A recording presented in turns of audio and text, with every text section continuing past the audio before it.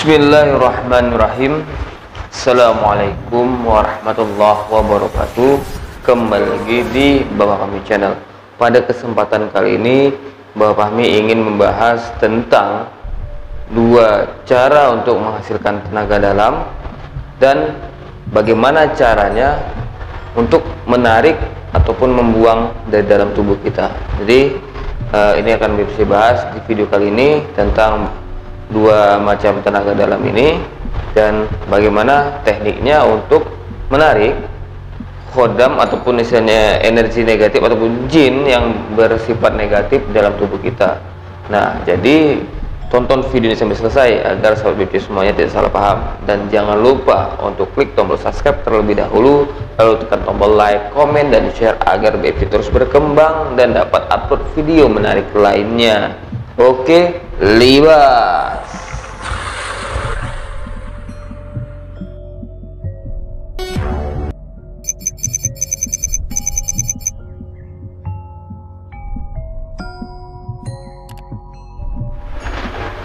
Alhamdulillahirrabbilalamin. Wassalatu wassalamu ala asyrofil anbiya'i wal mursalin wa ala alihi washabihi ajma'in. Pertama-tama dan yang paling utama, kita panjatkan puja dan puji syukur atas kehadirat Allah Subhanahu wa taala yang mana sampai saat ini kita masih diizinkan untuk berjumpa dan bertemu di Bapak Fahmi Channel. Nah, dan tak lupa pula selawat berakat salam kita hadiahkan kepada junjungan kita Nabi besar Muhammad sallallahu alaihi wasallam. Allahumma sholli ala sayyidina Muhammad wa ala sayyidina Muhammad. Semoga dan seringnya kita berselawat, maka kita akan tergolong umatnya yang mendapat syafaatnya di hari akhir kelak. Amin ya rabbal alamin. Nah, sebelum BFC melanjutkan tentang pembahasan dua jenis tenaga dalam dan bagaimana caranya untuk menggunakan tenaga dalam agar bisa menarik dan membuang energi ataupun jin yang bersifat negatif dalam tubuh, BFC kembali menghimbau jika ada yang ingin berkonsultasi ataupun yang ingin mempertanyakan tentang hal-hal gaibnya bisa di DM di IG-nya BFC di baba_fahmi18. Nah, situ kita akan bisa bertanya jawab, dan tapi mohon maaf kita ketika BFC slow respon karena posisinya memang ada kegiatan lain di luar itu. Nah, jadi BFC yang pertama akan membahas dua jenis ini dulu ya, dua jenis tenaga dalam ini. Yang pertama yang BFC pahami atau yang BFC sering lakukan adalah tenaga dalam yang digunakan ataupun yang dihasilkan dari diri kita sendiri, yaitu menggunakan zikir. Nah, zikir apapun itu, mau Allah, mau istighfar, mau apapun itu, mau sholawat, itu ketika kita alirkan di dalam tubuh, dan itu bisa menjadi tenaga ataupun energi untuk membuang hal-hal negatif, atau bisa juga dijadikan untuk sebagai media ruqyah. Nah, karena BFC juga meruqyah dengan zikir, dengan sholawat. Nah, di situ BFC mengalirkan energinya menggunakan tenaga dalamnya dan meruqyah. Jadi BFC sekaligus meruqyah sekaligus juga menarik dan membuang energi negatif yang ada di tubuh pasien. Nah, jadi tenaga dalam yang pertama yaitu dihasilkan itu dari zikir-zikir ataupun selawat yang kita ucapkan ataupun kita lafazkan ataupun kita alirkan di tubuh kita. Nah, itu yang pertama. Lalu yang kedua, energi tenaga dalam yang dihasilkan oleh khodam pendamping atau khodam yang ada pada diri Anda masing-masing. Nah, khodam itu juga mempunyai energi, tapi ya kita harus bisa menggunakannya juga gitu. Bagaimana caranya supaya bisa dia menjadikan energi dia itu energi bagi kita juga gitu. Karena ada sistem orang yang mau bantu, dia sistemnya masuk, khodamnya itu masuk ke tubuhnya, merasuki, disitulah khodamnya menggunakan energinya untuk membantu mengobati ataupun menarik hal-hal yang negatif ataupun jin negatif ataupun energi negatif yang ada pada pasien gitu, ataupun pada orang lain gitu. Nah, jadi yang pertama tadi melalui zikir, yang kedua melalui khodam. Nah, jadi zikir itu dia harus dialirkan di tubuh, lalu dialirkan juga ke pasien supaya bisa mengambil energi negatif yang ada pada tubuhnya, bisa kita tarik gitu. Baru yang kedua tadi adalah khodam pendamping. Tapi khodamnya itu sistemnya masuk, karena memang ada beberapa orang yang BPC kenal itu sistemnya masuk ke tubuh lalu dia bekerja gitu. Nah, diambil alih tubuhnya, bekerja, dan disitulah energi si khodam itu digunakan menjadi tenaga dalam sehingga bisa menarik atau membuang jin negatif ataupun energi negatif yang ada pada tubuh seseorang.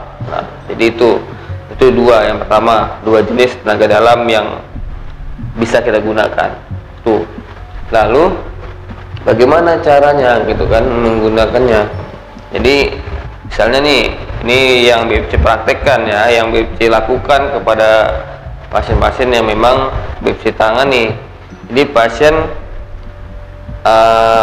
berada di depan kita, tidaklah hadap-hadapan, dia hadap sana, kita di belakangnya, dia ngadap ke sana, misalnya wajahnya hadap ke sana, kita juga ngadap sana. Jadi kita berada di punggung pasien. Nah, kita berada di belakang punggungnya. Jadi kita tempelkan di bagian punggungnya, tangannya. Usahakan kalau memang dia perempuan ataupun ya ini kalau laki-laki nggak masalah, kalau perempuan usahakan memang kalau bisa kita juga pakai sarung tangan, ataupun memang dia kan sudah berada di pakaian dia. Jadi ketika kita mengobati itu wudhu dulu kan sebelum mengobat, jadi kita tidak batal. Nah, jadi dari itu kita akan tempelkan bagian tubuhnya. Nah, ini kita gunakan dulu pakai yang zikir ya. Jadi ketika itu maka kita akan melakukan zikir dalam kolbu kita, dalam hati kita.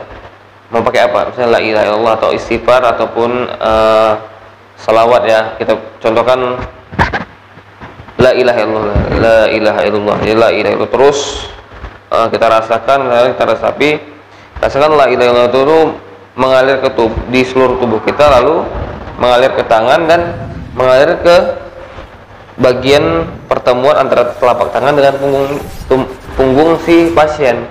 Nah, jadi rasakan di situ. Maka ini akan tidak ada terasa getaran, baik itu seperti listrik, panas, ataupun berat ataupun apa. Jadi ketika sudah terasa itu, maka kita akan langsung rasakan terus, maka kita kan kalau memang sudah terasa genggam, merasakan genggam terus, genggam, terasa sudah tergenggam, maka ini lepaskan dengan cara mau kemana kita lepas. Kita tinggal memakrifatkan ataupun bahasa gampangnya membayangkan atau seperti memikirkan suatu tempat, misalnya di laut, kita buang aja. Kita pikirkan laut, buang lepas ke laut. Ataupun kalau mau ke bumi, letakkan ke bumi itu Allahu Akbar, kunci aja, tap, dah selesai, gitu kan. Jadi seperti itulah. Baru kemana bagian lagi yang mungkin ini kita merasakan itu, tapi misalnya ada pasien yang merasakan sakit di bagian ini, bagian sakitnya itu kita tempelkan. Tapi kalau memang kalau di bagian-bagian yang misalnya sama jenis nggak masalah, tapi bagian-bagian rawan jangan, gitu kan. Misalnya, tapi kalau misalnya dia di bagian tertentu dan kita tidak mungkin memegangnya, maka dari jauh aja rasakan, resapi terus bermain zikir. Nanti akan terasa tuh di sini, terasa ada seperti panas ataupun apa, ada getaran, ada energi. Baru setelah terasa, pegang seperti itu lagi, lepaskan ataupun dibenamkan ke bumi. Nah, jadi sebetulnya kalau secara teori mudah, tapi praktek belum tentu. Makanya ketika memang ada yang mau mempraktekkan, perlu mencari guru ataupun yang memang teman yang memang sudah memahami hal-hal seperti ini. Jadi kita bisa belajar dengan didampingi dia yang sudah memang pengalaman. Nah, jadi itu saran BPC ya, jangan dilakukan sembarangan. Nah, tuh Lalu yang kedua, menggunakan khodam. Menggunakan khodam ini, khodamnya masuk dan dia khodam yang bekerja. Khodam yang bekerja dan itu sesuka dia gitu. Karena dia yang khodamnya itu yang mengetahui bagaimana caranya gitu. Dan si punya badan tadi ini kayak ya separuh sadar gitu. Tapi dia tetap ketika sadar dia tetap ingat apa yang dia lakukan, apa yang ini tetap ingat karena dia hanya berbagi, separuh berbagi energinya gitu. Dan itu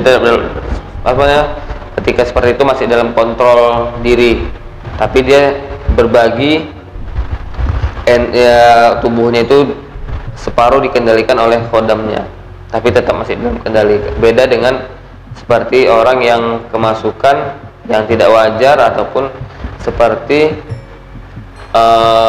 apa namanya ya, orang-orang main jaranan dan itu sepertinya kan dia tidak bisa berkomunikasi dengan baik, dia hanya melakukan tarian-tarian. Nah, beda dengan orang yang mengobat. Nah, oke, jadi itulah dua cara menggunakan tenaga dalam dan dua jenis tenaga dalamnya. Nah, jadi mudah-mudahan apa yang bisa sampaikan ini bisa bermanfaat bagi sahabat semua, karena memang hal-hal seperti ini perlu dilatih dan dibimbing oleh orang-orang tertentu. Jadi BPC di sini cuma sebagai memberikan informasi, dan ketika ada yang ingin melatih itu silahkan, bisa juga di DM kalau memang mau berkomunikasi dengan BFC ataupun mencari guru di luar, di dekat-dekat rumah sahabat BFC semuanya. Jadi cukup sekian dari BFC. Akhirul kalam, assalamualaikum warahmatullahi wabarakatuh.